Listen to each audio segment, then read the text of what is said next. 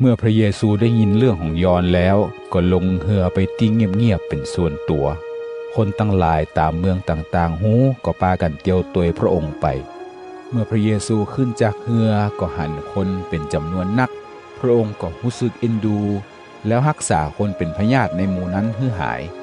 ตกตอนแลงหมู่สาวกก็มาบอกพระเยซูว่าอาจารย์บัดเดี๋ยวนี้ก็ข้ามนักแกแล้วตามหมู่นี้ก็ทุรกันดาร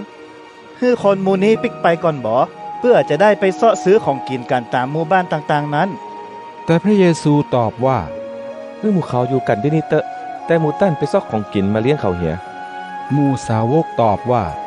ที่นี่หมู่เฮามีก้าข้าวหนมปัง5ก้อนกับป่า2ตัวตะอันพระเยซูบอกว่าเอามาให้เฮาที่นี่เหรอพระเยซูสั่งคนตั้งหลายนั่งลงบนหญ้า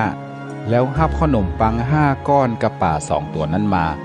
แล้วแงนหน้าขึ้นไปพอฟ้าสวรรค์ขอบพระคุณพระเจ้าพระองค์ก็หักขนมปังแล้วเอาขนมปังกับป่านั้นให้หมู่สาวกแจกคนตั้งหลายคนตึงมดได้กินอิ่มกู้คนแล้วหมู่สาวกก็เก็บของกินที่เหลือได้12 ซาเต็มคนที่กินอยู่ที่หั่นมีประจายประมาณ5,000 คนไม่ยิงกับละอ่อนบ่ได้นับ